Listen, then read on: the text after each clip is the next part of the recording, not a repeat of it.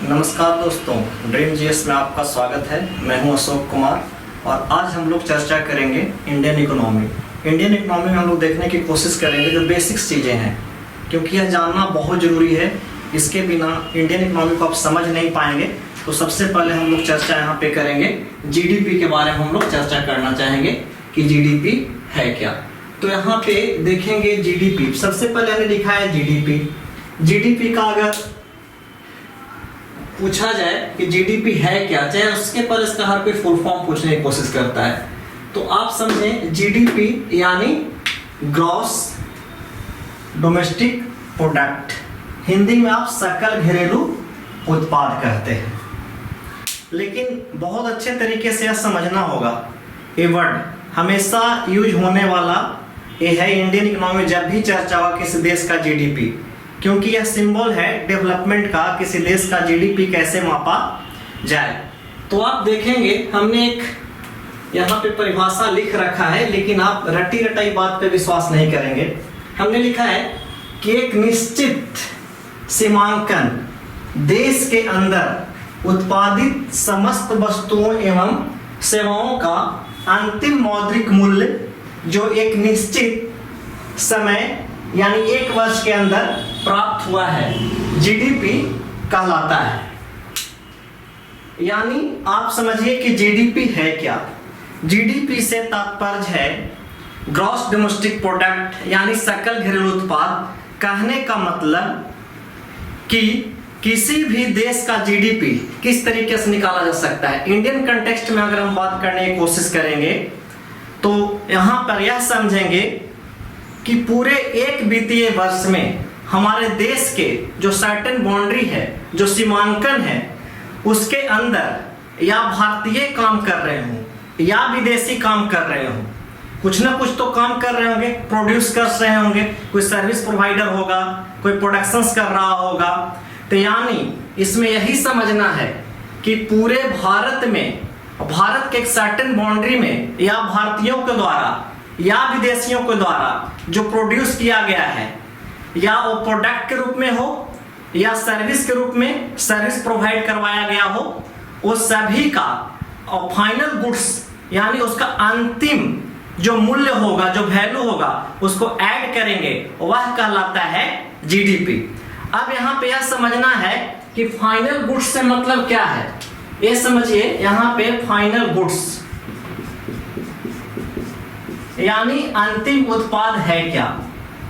आप समझने की कोशिश करेंगे कि अंतिम उत्पाद क्या हो सकता है। यहां पर देखेंगे फाइनल गुड्स यानी अंतिम उत्पाद, इसका वैल्यू काउंट होगा। यह समझने का कोशिश करेंगे एग्रीकल्चर प्रोडक्ट्स और रॉ मटेरियल से जो ऑलरेडी रॉ मटेरियल से आप बनाने की कोशिश करते हैं। जैसे सरसों है तो सरसों का तेल, और सरसों का तेल जो मार्केट में जिस प्राइस में बिक रहा है, जो उसका रेट होगा, वह काउंट होगा ऑलरेडी फाइनल गुड्स के रूप में।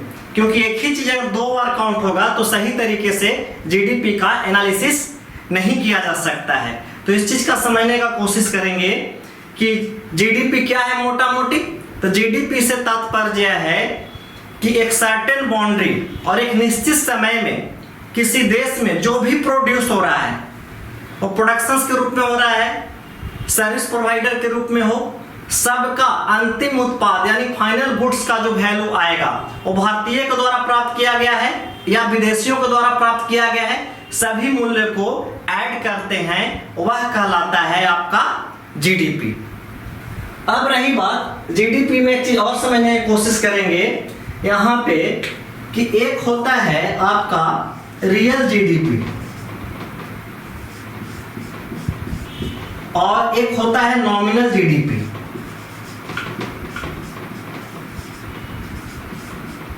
एक क्या है रियल जीडीपी किसे कहेंगे, नॉमिनल जीडीपी किसे कहेंगे। आप देखते होंगे जब भी केंद्र सरकार का डेटा आता है तो वहां पे रियल जीडीपी और नॉमिनल जीडीपी की चर्चा होती है। तो यहां समझने की कोशिश करेंगे रियल जीडीपी जो है, जैसे आपके देश में प्रोडक्शंस लगातार बढ़ रहा है, आपके देश में अगर लगातार प्रोडक्शंस बढ़ रहा है तो एक अच्छी बात है। सर्विस प्रोवाइडर की संख्या लगातार यहां बढ़ रहा है। तो इससे स्पष्ट होता है कि जितना प्रोडक्शन अधिक होगा, जितना अधिक से अधिक इंडिया के द्वारा सर्विस प्रोवाइड किया जाएगा, उतना मार्केट में कहीं ना कहीं मनी आपका आएगा, यानी आपका जीडीपी इंक्रीज कर रहा है। यानी प्रोडक्शन और सर्विस प्रोवाइडर के बदौलत पिछले वर्ष से अगर वैल्यू काउंट किया गया तो आपके जीडीपी में उछाल देखा जा रहा है, यानी बढ़ोतरी देखा जा रहा है। तो यह कहलाता है आपका रियल जीडीपी कहलाता है। लेकिन अगर यही नॉमिनल जीडीपी कहा जाए तो नॉमिनल जीडीपी क्या है? नॉमिनल जीडीपी यह कहलाता है कि आपके देश में मैन्युफैक्चरिंग, प्रोडक्शन, सर्विस प्रोवाइडर में वृद्धि तो नहीं हुई है, उत्पादन में वृद्धि तो नहीं हुई है, लेकिन प्राइस हाइक के चलते, कीमतों में वृद्धि के चलते आपका जीडीपी में ग्रोथ देखने को मिलता है। यह कहलाता है आपका नॉमिनल जीडीपी। आप याद रखेंगे, रियल जीडीपी वह होता है कि आपके देश में प्रोडक्शंस, मैन्युफैक्चरिंग, जो आपके देश में मैन्युफैक्चरिंग हो रहे हैं, इसमें लगातार वृद्धि है, या सर्विस प्रोवाइडर है, ये लगातार इंक्रीज हो रहा है। इसमें अगर इंक्रीज है, वृद्धि है, तो यह कहलाएगा आपका, अगर देखेंगे तो रियल जीडीपी। लेकिन वही नॉमिनल जीडीपी की अगर बात होगी तो नॉमिनल जीडीपी यह है कि प्राइस बढ़ा हुआ है, कीमतें बढ़ी हुई हैं, प्राइस में क्या हो रहा है?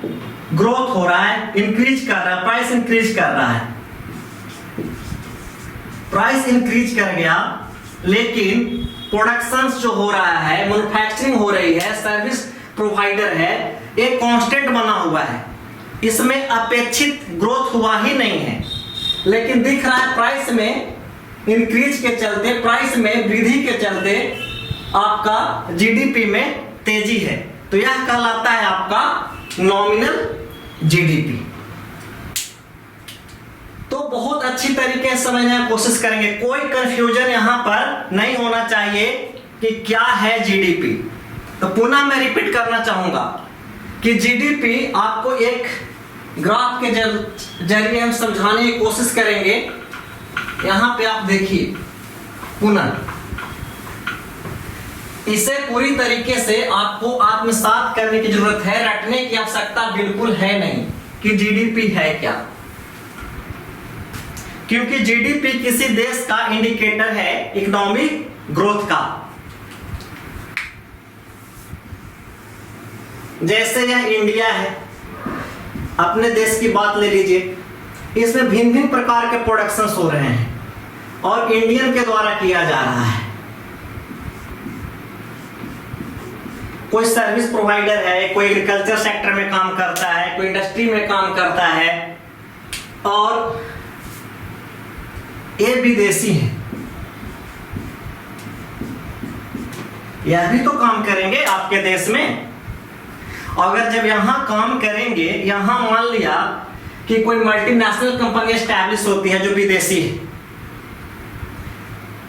तो आप समझिए कि प्रॉफिट तो इंडिया का ही होगा, इंडियन इकोनॉमी में ही कहीं ना कहीं तेजी आएगी। ये भी हो सकता है बहुत सारे फॉरेनर आके यहाँ काम करेंगे, लेकिन एक सर्टेन बाउंड्री यहाँ ही तो काम कर रहे हैं, उनके द्वारा जो मूल्य कमाया जा रहा है सारे को ऐड करेंगे, या वो इंडियन हो या विदेशी हो, सारे को ऐड करेंगे और यह हो जाता है आपका जीडीपी। लेकिन ये भी याद रखना है, एक फाइनेंशियल ईयर में, ऐसे फाइनेंशियल ईयर की इंडिया की बात किया जाता है, इंडियन फाइनेंशियल ईयर की बात किया जाता है, तो ये भी जान लीजिए आप फाइनेंशियल ईयर क्या है आपका 1 अप्रैल टू 31 मार्च।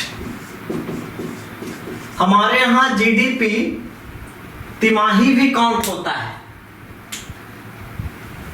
ये है आपका फाइनेंशियल ईयर, आपका तिमाही क्वार्टरली तिमाही आपका यहाँ पे काउंट होगा, और एक तरह से 4 तिमाही मिलाकर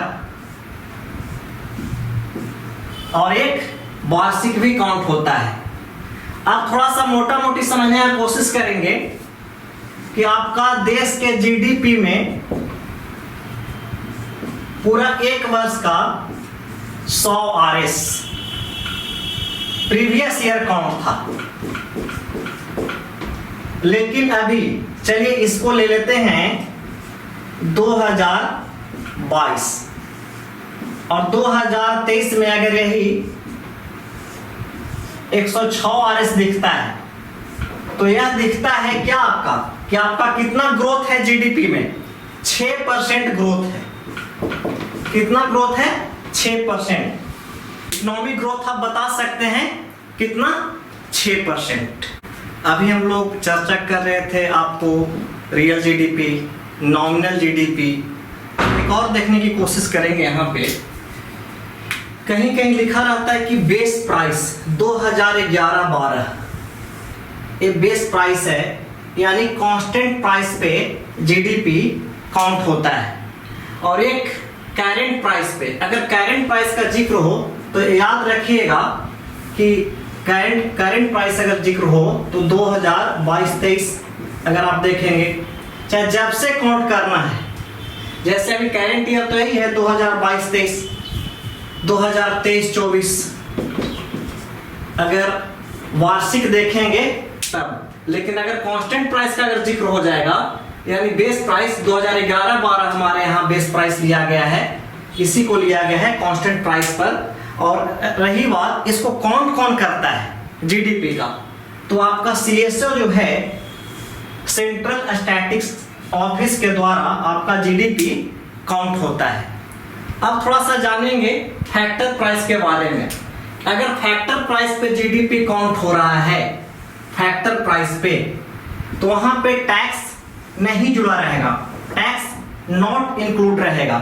जैसे एक बैटरी बनकर तैयार हुआ है, अब मार्केट में वो जाता है, चाहे कहीं जाएगा सेल के लिए, तो आप देखते हैं कि बहुत तरह के हमारे यहाँ टैक्स लगते हैं, जीएसटी वगैरह वगैरह क्या क्या टैक्स जो है, तो उस पर टैक्स जिस पर नहीं लग रहा वो फैक्टर प्राइस है। लेकिन अगर मार्केट में गया बिकने के लिए तो मार्केट प्राइस यानी यह कहलाता है कि टैक्स उस पर क्या होगा? इंक्लूड होगा। ऐसे सिर्फ यहाँ फैक्टर प्राइस पे दिखाया गया बैटरी का कॉस्टिंग, लेकिन वही अगर मार्केट में सेल के लिए गया हो तो वहां पे तो ऐड होगा ही होगा, जो गवर्नमेंट को जो टैक्स देना है, तो यही हो जाता है मार्केट प्राइस पे, यानी टैक्स वहां पे इंक्लूड हो जाएगा आपके किसी भी प्रोडक्ट्स में। आप याद रखेंगे, ये बड़ा इंपॉर्टेंट है कि 2015 के बाद मार्केट प्राइस पे ही जीडीपी काउंट हो रहा है, और उसके पहले 2015 के पहले फैक्टर प्राइस पर जीडीपी काउंट होता होगा। तो एक रफ समरी हम बता देने का पुनः कोशिश करेंगे।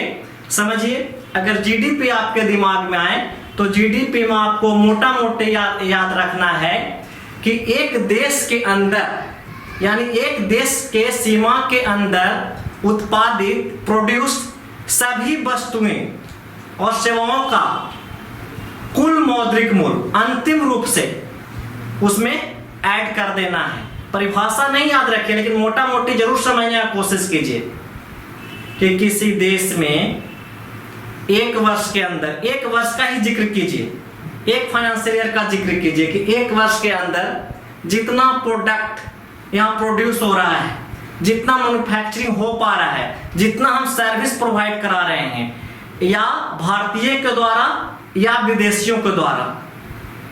और ये भी याद रखना है कि उनके फाइनल गुड्स को काउंट करेंगे। किसको काउंट करेंगे? उसके फाइनल गुड्स को काउंट करेंगे, उसके वैल्यू को काउंट करेंगे, वह कहलाता है उस देश का जीडीपी। अब रही बात रियल जीडीपी की बात करेगा, तो रियल जीडीपी पे हम यह करेंगे, इसकी चर्चा के लिए रिपीट करना चाह रहा हूं। रियल जीडीपी में यह हो जाएगा कि किसी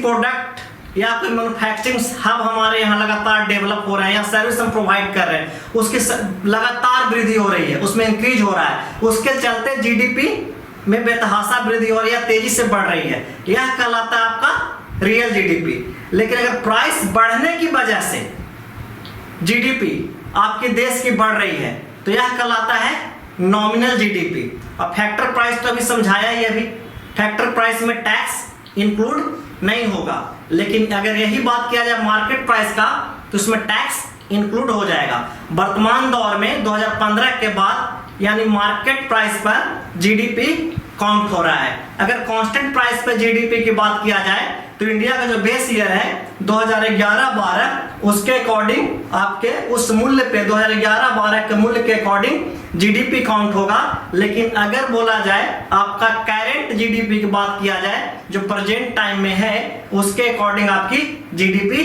काउंट होगी। जीडीपी में वृद्धि किसी देश के डेवलपमेंट का सूचक है। एक मोटा मोटी यह भी बताया कि किसी देश का जीडीपी 100 रुपया है, साल भर के अंदर में 106 रुपया हो जाता है, तो यानी आपके जीडीपी में 6% की वृद्धि हो गई। जीडीपी में ग्रोथ यह दिखाता है कि उस देश के प्रत्येक नागरिक का पर कैपिटा इनकम भी बढ़ता है, लाइफ स्टाइल अच्छी होती है। जीडीपी में वृद्धि यह किसी देश की डेवलपमेंट का एक इंडिकेटर है, एक सिंबल है। लोगों की परचेजिंग पावर ही बढ़ेगी। जीडीपी अगर बढ़ रहा है तो लोगों की परचेजिंग पावर ही बढ़ेगी। अगर बात किया जाए कि अभी पूरे विश्व में किस देश का जीडीपी सबसे अधिक है तो यूएसए आप याद रखिएगा, इनका 22.6 ट्रिलियन डॉलर का जीडीपी है। कौन है आपका? यूएसए। सेकंड में कौन है? ए फर्स्ट में है। सेकंड में कौन है? चाइना है। चाइना कितना है भैया? 18 ट्रिलियन डॉलर की इकोनॉमी है, इसकी जीडीपी है। अगर बात करेंगे इंडिया का तो यह क्या है? 2.6 ट्रिलियन डॉलर की इकोनॉमी है। ये अगर देखा जाए इंडिया के बारे में बात करेंगे तो ये 5th लार्जेस्ट इकोनॉमी है। लेकिन वही अगर हम बात करेंगे यह है रेट ऑफ एक्सचेंज से, एक्सचेंज रेट से। लेकिन अगर पीपीपी पे बात करते हैं परचेजिंग पावर पैरिटी के अकॉर्डिंग विश्व की इंडिया तीसरी बड़ी अर्थव्यवस्था है। लेकिन ऐसे रेट ऑफ एक्सचेंज से अगर देखा जाए तो विश्व की 5वीं बड़ी अर्थव्यवस्था है। एक चीज और, क्या जिस देश का जीडीपी सबसे अधिक है क्या उसी देश के लोगों की अगर देखेंगे तो लाइफ स्टाइल अच्छी है? तो यहाँ पे पॉपुलेशन भी बहुत बड़ा फैक्टर है। जैसे इंडिया के बारे में देखा जाए तो इंडिया और ब्रिटेन की अगर बात किया जाए, यूके की बात किया जाए तो अगर देखा जाए तो सिमिलर इकोनॉमी है, सिमिलर इकोनॉमी है। लेकिन इंडिया की पॉपुलेशन अधिक है जिसके कारण पर कैपिटा इनकम बहुत कम है इंडिया के लोगों का, जबकि ब्रिटेन में देखा जाए तो बहुत अधिक है पर कैपिटा इनकम। तो ये आप समझने की कोशिश करेंगे कि जिस देश की पर कैपिटा इनकम अच्छी होगी उसकी एजुकेशन बेटर होगा, उसका हेल्थ अच्छा होगा, उसका एजुकेशन अच्छा होगा, लाइफ स्टाइल अच्छा होगा। ये तो ऑब्वियस सी बात है। जीडीपी के बाद जीएनपी पे, और जीडीपी जीएनपी में क्या अंतर है एक बारीकी तरीके से समझने की कोशिश करेंगे। सबसे पहले समझेंगे कि जीएनपी क्या है। जीएनपी होता है ग्रॉस नेशनल प्रोडक्ट, यानी सकल राष्ट्रीय उत्पाद। अगर परिभाषा की अब बात करेंगे तो टर्मिनोलॉजी वही होगी कि एक निश्चित अवधि यानी 1 वर्ष में देश के नागरिकों के द्वारा, यहाँ क्या लिखा हुआ है, एक चीज अंतर है, देश के नागरिकों के द्वारा उत्पादित समस्त वस्तुओं एवं सेवाओं का अंतिम मौद्रिक मूल्य, और हमने कोष्ठ में लिख रखा है भारतीयों के द्वारा विदेशों में प्राप्त अर्जित आय भी शामिल है। यानी इसमें जीएनपी में याद रखेंगे कि विदेशियों के द्वारा जो हमारे देश के अंदर जो प्राप्त की गई है राशि उसे ऐड नहीं करेंगे, लेकिन हमारे भारतीय जो विदेशों में कार्य करते हैं वह जो अर्जित राशि प्राप्त करते हैं उसे ऐड कर देते हैं। यानी शुद्ध रूप से अगर देखा जाए तो भारतीयों के द्वारा जो प्राप्त राशि है उसी को ऐड किया जाता है। एक सर्टेन बाउंड्री में रहकर 1 वर्ष के अंदर भारतीयों के द्वारा अपने देश में रहकर जो अंतिम जो उनका मौद्रिक मूल्य है वह ऐड होगा, लेकिन विदेशियों के द्वारा जो भारत में रहकर जो प्राप्त मौद्रिक मूल्य है वह नहीं ऐड होगा। परंतु विदेशों में जो भारतीय रह रहे हैं वह कुछ राशि ऐड कर रहे हैं, उसे इंडियन इकोनॉमी में जोड़ दिया जाएगा। वह कहलाता है आपका जीएनपी यानी ग्रॉस नेशनल प्रोडक्ट। इसे आसानी से समझिए। हमने एक चीज यहाँ पे लिख रखा है आपको समझाने के लिए। एक्स भारतीयों द्वारा विदेशों में प्राप्त मौद्रिक मूल्य। एम हम किसे मान लिए हैं? विदेशियों द्वारा प्राप्त भारत में प्राप्त मौद्रिक मूल्य। तो जीएनपी बराबर आप लिख सकते हैं GDP plus X minus M. यानी कहने का मतलब एक्स क्या हो गया? भारतीयों द्वारा विदेशों में प्राप्त आय को क्या कर रहे हैं? ऐड कर रहे हैं। किस में ऐड कर रहे हैं? जीडीपी में ऐड कर रहे हैं। लेकिन इसी जीडीपी में तो यह भी ऐड था ना, विदेशियों के द्वारा जो प्राप्त राशि थी वो भी ऐड था। उस राशि को क्या हमने किया? वहां पे घटा दिया, उसको डिनोट किया था हमने एम से, विदेशियों द्वारा भारत में प्राप्त मौद्रिक मूल्य। तो यह आपका जीएनपी हो गया। एक चीज और हमने यहाँ लिख रखा है कि इफ एक्स बराबर एम, यदि दोनों अगर इक्वल हो गया, विदेशियों के द्वारा और भारतीयों के द्वारा प्राप्त, विदेशियों के द्वारा भारत में प्राप्त मौद्रिक मूल्य और भारतीय द्वारा विदेश में प्राप्त मौद्रिक मूल्य दोनों अगर इक्वल हो गया, वैसे स्थिति में जीएनपी इक्वल टू जीडीपी। लेकिन क्या यह इंडियन इकोनॉमी के लिए अच्छा है? नहीं है। हमेशा याद रखना है कि अगर जीएनपी अगर आपका बढ़ रहा है तो यह बहुत अच्छी चीज है। इंडियन इकोनॉमी के लिए देखा जाए तो एक अच्छा इंडिकेटर है। इकोनॉमिक ग्रोथ बढ़ रहा है तो उससे अच्छा है कि बेटरमेंट होगा एक आम इंडियन का।